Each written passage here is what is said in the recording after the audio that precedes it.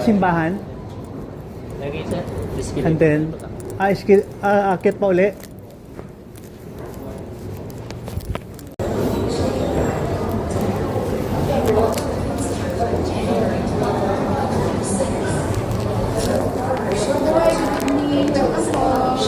Simbahan, yung simbahan.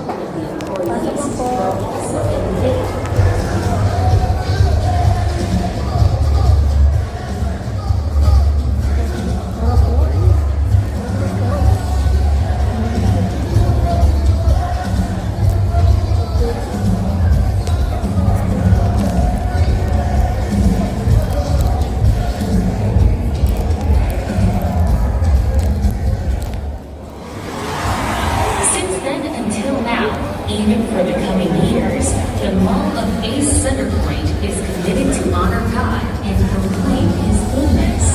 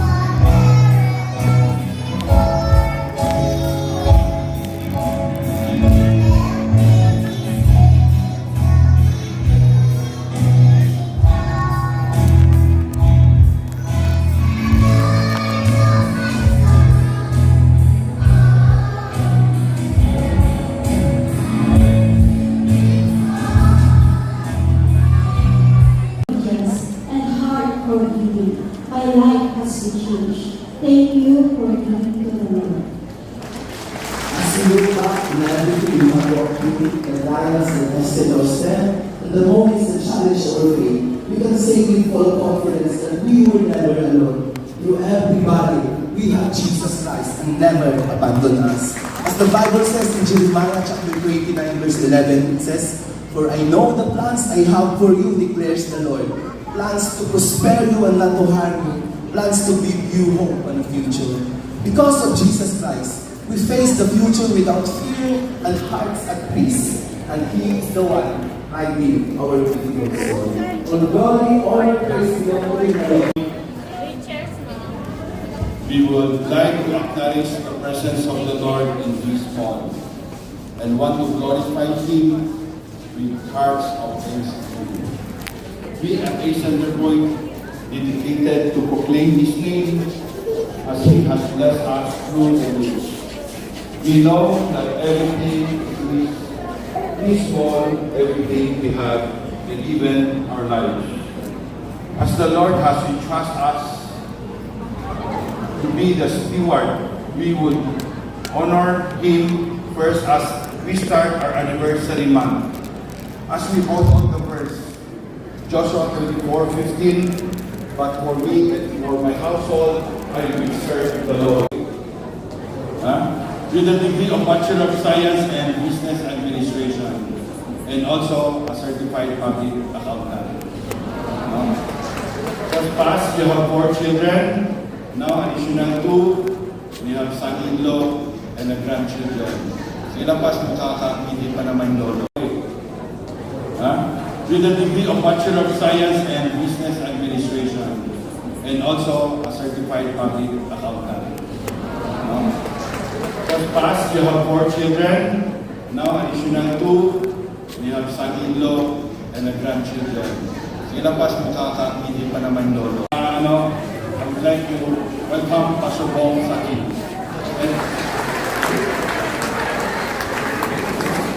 Also, Mayor Bing Argel, thank you for coming to town. Maraming salamat po sa Sunny.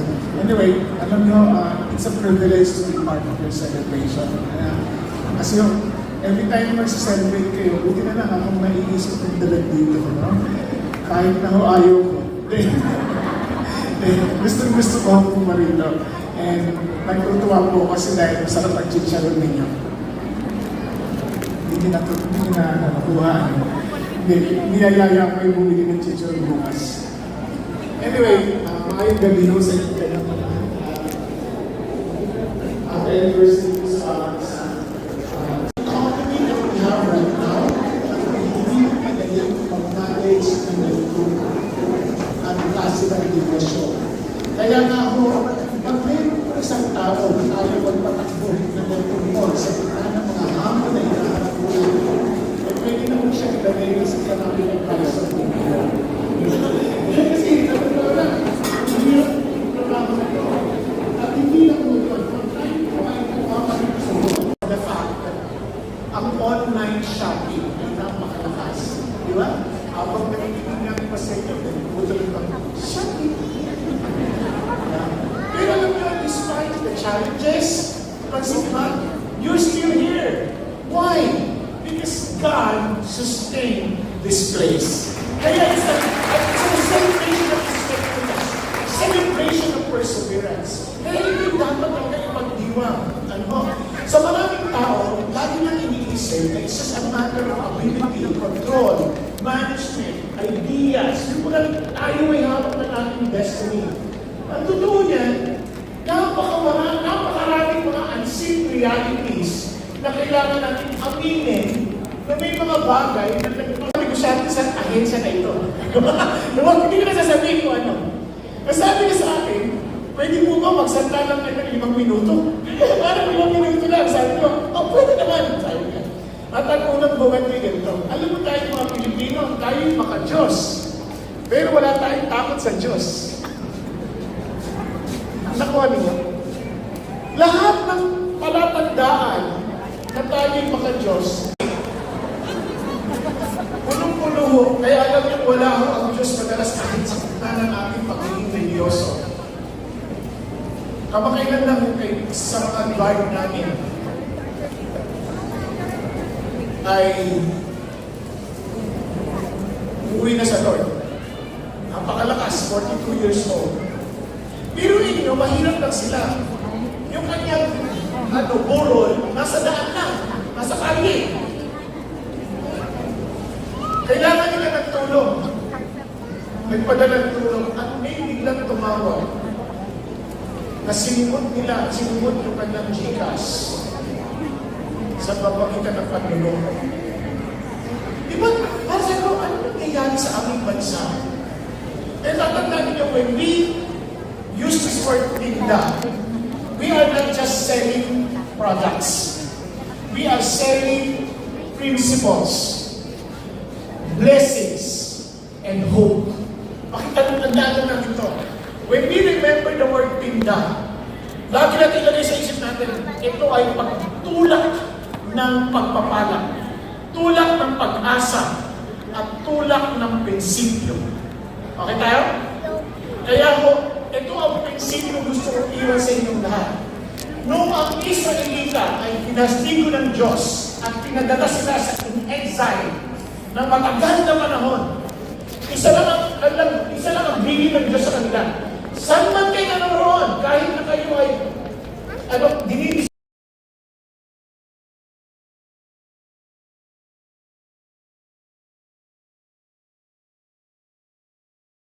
wala sa lokasyon. Okay yun, tama yun, maganda yun. Pero yung bagay na yung bagamat mahalaga, ang pinakamalalim na dapat nating pagtiwalaan ay ang Diyos. Sapagkat sabi niya, maliban ang Diyos ang magtaguyod ng bahay, ang mga manggagawa nito ay walang saysay. Naunawaan mo? Kaya sa buhay natin, kahit anong gawin natin, subukan niyo. Yung iba sa inyo, nung bago kayo kasal, inaral niyo paano maging mabuting asawa. Tama? Yung iba, inaral niyo paano maging mabuting magulang. Ngayon, nung dumating yung totoo, yung anak niyo dumating na ng anak na, unti-unting pinalalaki na. Yung dating sabi mo, hindi ako magiging magulang. Nagbubulang ka na ngayon. Ano ginagawa mo?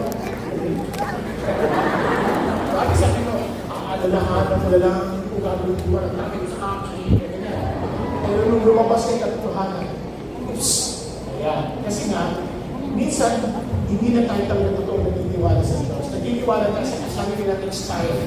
Wow! Let's hold on to God. Pwede kang mapagod ng gusto. Kung bumaba man ang sales, huwag bababa ang pananampalataya. Naunawaan? Tuloy tayo, hawak tayo sa Diyos. Ulitin ko, huwag sabihin sa Lord. Okay? Ang pangalawa, siyempre, pag nagtitiwala sa Lord, ang unang hinahamon ay integridad. Kaya integrity first. Anong integridad? Yan ay pagiging buo, hindi hati-hati. Nasaan ang tao ng daya? Hindi na siya kailanman magiging buo basta-basta. Lagi siya may itatago. Ayaw niyang mabunyag yung kanyang kamalian. Tama ba? Kaya, we have to maintain that integrity. No? Ano sabi ng Lord? Whoever walks in integrity, walks securely. Kahit anong pag-uusga ng tao, and we cannot avoid that. People will always judge you. People will misinterpret your actions. But the moment you understand that what you are doing is really something that you did with all of your... Naalala ko tuloy merong babae na pinili ng kanya. At dinadaya niya yung nagtitinda. Inipit niya yung daliri niya sa kabila para yung timbang magaan. Hindi niya alam na yung nagtitinda, dinadaya din siya. Dinibili na naman sa kabila. Kaya, tumama ang timbang. Nakakatawang tao, nagdadayaan sila. Pero wala sa totoo lang, hindi mo madadaya ang Diyos. Diba? Kaya God cares not only how much money is made, He cares how it is made. Kaya how integrity means honest accounting, fair wages, truthful promotions, walang kape-kape, clean transactions, honoring agreements, and respecting people. Yan ang integridad. Diba? What you gain by compromise, you maintain with fear.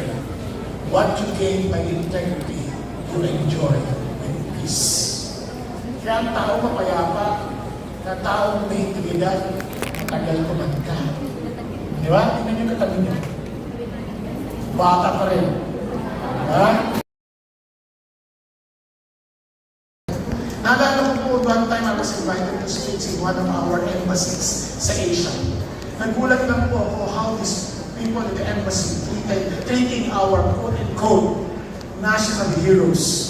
Hindi nyo, mga bagong bayani ng Pilipinas. Tatanong lang, saan mo pipirma? Nakalagay naman doon, sign above your printed name. Eh, yung mga kababayan ng isa, kahit nabasa na, naniniguro pa, saan mo pipirma? Di ba? Yung sasagot ko, kahit saan mo gusto. Gusto mo, sa kamay mo. Hindi mo magkakababayan tayo, and yet we do not really care for each other. Diba? Paano ba naman sabihin mo na, kapatid, marahil hindi mo nang nabasa na maayos. Dito ka pipili. Marahil pagod din naman sila. Kanya lang, that's how we work. We serve each other. Tama po? Bilang pastor, hindi ko iniisip ko, hindi nararamdaman ko, iniisip ko, hindi nararamdaman ko. Kaya hindi na ako nagpalitrato kanina, dahil may sakit ako nakakahawa. Namamatay agad, pag inuman ako. Kaya magdala ka pa picture. Nagigilo lang po ako, kaya totoo din yan. Ano sabi ng Diyos?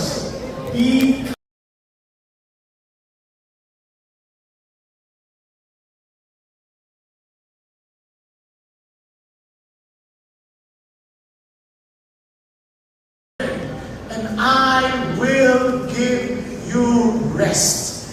Marami sa atin naman tayo mga pagod na tayo sa buhay. Hindi man natin aminin, alam ng Diyos, ano nagdadaan natin. Kasi sabi ko, learn from me for I'm humble and meek. You don't need to pretend. You can be you. Come to me. Hindi pa po ako ready. Paglalapit na ako sa'yo, pag ready na ako. Ano ka ba? Ilan sa inyo naliligo bago maligo? Wala! Di ba? Kaya ka tayo malapit kay Lord eh. Hindi na natin kaya linisin ang ating sarili. So we need Him. We need His help. And maraming alam ang tao sa more directly. Come home today. If you need peace, Money cannot buy it. Come to Jesus. As I will Lord, come, all who are thirsty, buy without money and without cost. Pwede po ba ako mag-suggest sa inyo ng panalangin ng personal? If somehow God is speaking to your heart, and you heard His invitation, may I suggest this prayer, and make this your personal prayer. I don't need to ask you to raise your hand. I just want you to be sincere before God. Kasi you're not raising your hand today. Forgive me. Wash me. Clean. Heal my heart. Restore my life. I surrender everything to you. Be my Lord. Be my Savior. Be my peace. Be my future. From today onward, I belong to you. In Jesus' name. Amen. And alam po ninyo, if you confess with your mouth, Jesus is Lord, and believe in your heart that God raised Him from the dead, you will be saved. Right now, your sins are forgiven, your past is broken, your future is open, your name is written in heaven, you are loved, you are chosen, and you are not alone. This is exactly what God wants you to experience. You need to trust Him. You have to put integrity first. Lord your people, display kindness and accept Jesus. Habang tayo po gusto ko iwan sa inyong blessing ito. The Lord bless you and keep you. The Lord make His face shine upon you and be gracious to you. The Lord turn His face toward you and give you peace. Tayo po natin yung buho at nabigay. Gusto ko lang kayo mag-pray. Father in heaven, I thank you, Lord God, that you know every person in this room and every family represented. You know, Father God, the struggles, the pain that everyone is experiencing. Maybe they could not even express it before men. But thank you, Lord, that you know them. And we don't need to pretend that it does not exist. Thank you, God Almighty, that you do care for us. That you want us to be honest before you. That you alone are what we need. So I pray, speak to everyone, Father God, that they will call upon you, that they will accept your invitation to come to you, that they will find rest from you. Again, thank you, Lord Jesus. Thank you, Lord, for your love and your faithfulness. So, Father God, for this one, for this department store, may you bless every staff, every leader, everyone working in this ball, oh God, every customer who comes. I pray that they will experience your grace and the joy of being with you. I pray, Lord God, to continually use this one to reach out to many souls, oh God, that people will know that you care for them because this one exists. Lord, let everyone, when they're tired, remember to trust you. When they too, Father God, are facing challenges in life, they may remember that they are your representative and that you will never leave them. And Lord, allow all of us to really seek the prosperity of the city. And every one of us, Father God, will experience peace and also its prosperity. We give you all praise, we give you all glory, O God. So Lord, we also lift up to you our mayor, our beloved mayor. May you take her from and the whole family. May you use her, Father God, to make this city different for your glory and for your honor. And let this city exceed, Father God, your righteousness, that every other city will also follow. In the name of Jesus. Amen. Amen. God bless you. Thank you, Pastor Gong, for that very inspiring message. Hello, everybody. Hi. So before we start, we want to thank the Lord for this opportunity that we are all here to gathered to praise the Lord as we celebrate our anniversary for this year. Sabi nga, we always hold on this verse, Joshua 24:15. As for a center point, we and our household will serve the Lord. I hope all of us as believers, we will serve the Lord. We also have this logo, a center point ministry, because we believe, because Jesus loves, we care, we share. Okay? Next, we want to thank Pastor Bob for he has squeezed in to his busy schedule this Monday para as mayor. But do you know, si Mayor, maski sobrang busy na siya, her commitment to us, hindi niya binali. Before being a mayor, meron na siyang commitment sa kanya na, okay, I will be there to see your program and all. Nung naging mayor na siya, pwede naman yung sabihin na, sorry we cannot kasi I was too busy. But he never, ever changed it. She is always here with us, here at Mall of A Center Point. Thank you, Mayor. Of course, I also want to acknowledge the pastors, church members, and all individuals. Alam niyo ba, 2 weeks lang ang preparation namin. 2 weeks. But look at us now. 6:20 p.m. We're almost schooling Alakil. Let's welcome our mayor to give us a simple message.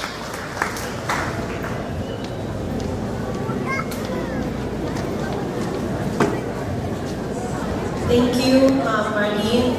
Ngayong gabi, tanan man siguro Ilonggo, no? Except si Pastor Bong. Pero nakakaunawa naman po kayo ng Ilonggo. Maranela? Hindi po. So, mag-Tagalog na lang po tayo. Magandang gabi po sa lahat. Una, salamat kay Ma'am Marlene, kay Sir Sunny Lau, at sa lahat ng bumubuo po ng Mall of A Center Point for bringing me here. Totoo na pagod po ako kasi mula ko umaga hanggang gabi. Pumasok po ako ng opisina after flag ceremony.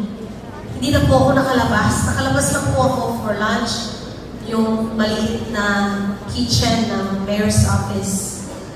Pero hindi na po naubos ang tao doon.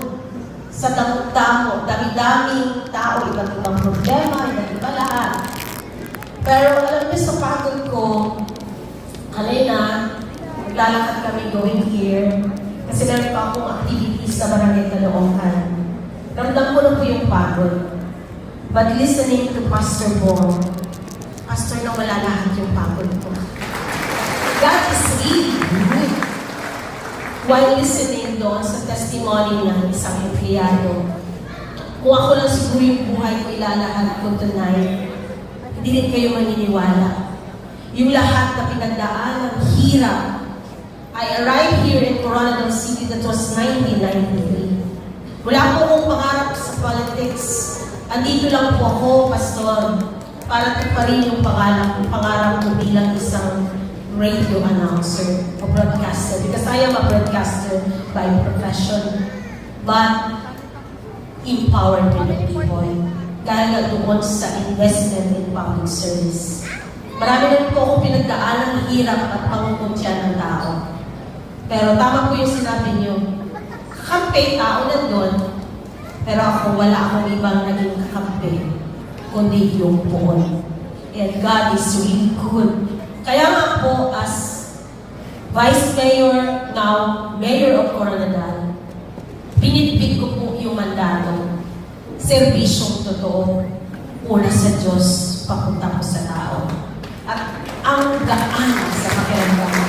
Lahat po ng mga pagsubok, but nung pinipig ko po yun, na mandato, meron po kami Pugay Tagumpay, nagde-distribute po kami ng mga Holy Bibles. Ang dami rin pong pagsubok, Pastor, na dumating sa buhay ko. Nawala po yung aking religious affairs because as political leader, kasi meron naman talaga yung separation ng state and church. Pero yun po hindi ko sinunod. Ako lang po yung politiko na merong religious affairs. Meron po akong bishop, si Bishop Policius. Nung pinasok ko namin ito, na naging daan na mapalapit yung tao sa poon. Ang daming pagsubok, namatay po si Bishop Pinaren. Dahil pinagsisigawan po yung justisya. Pagkatapos nun, nakabangon kami ulit. Marami na yung magandang buhay. Pero hindi nyo ba alam na sa data, datos po ito, and this is very sad reality. Ang lungsod na ito, all throughout the province, ay nangunguna sa kaso po ng suicide. Halos sa isang buwan, meron tayong kaso. Sa isang nakarang buwan, meron tayong 3. Nang tinatanong ko yung sarili ko, ano bang kulang? Bakit nagsusuicide ang tao? Isa lang ang sagot. Kulang ang ating pananampalataya. Ngayon pong gabi, napakarami po namin learnings. Pastor Bong, maraming salamat. Na dapat tayo lahat, hindi kita magmakuyang lungkot, hindi kita makuyang sa sarili. Yung pagsubok, daan lang po yun. Yung nga kanina, before nagtapos po yung opisina, meron po isang matanda na talagang ang dami niyang sumbong, ang dami-dami talagang problema. Yung anak niya nasiraan ng paet, siya yung natumba, ngayon nakasimento yung kamay, walang pera, and so on and so forth. Pero isa lang yung sinabi ko. Pangamuyo, Nay, dasal lang. Dasal na dasal. At yung isa rin yung bisita, sinabi ko rin sa kanya, nakita ko yung bagyo. Di ba pag tayo pinabagyo, meron bang bagyo tumatagal?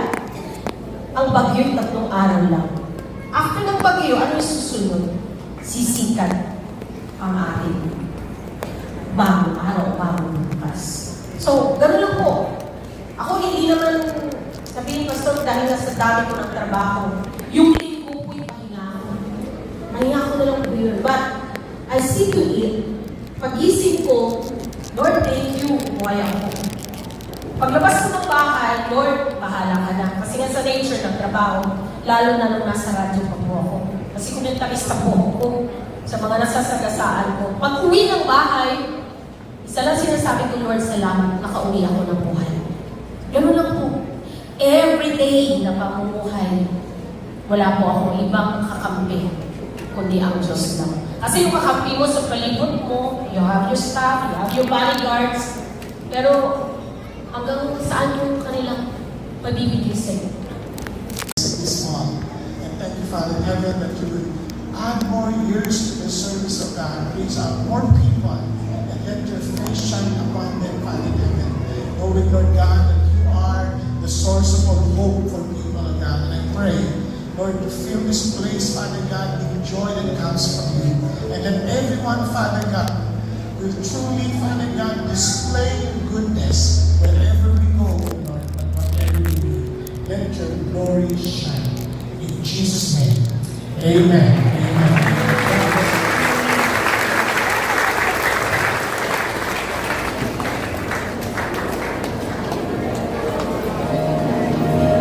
Thank you, everyone. Thank you so much for being here, Pastor Bong Sakin, and to everyone who's here.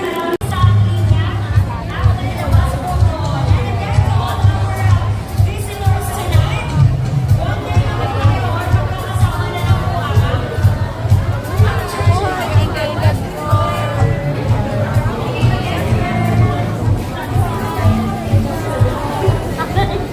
Nakasan mo mga upunta na araman din.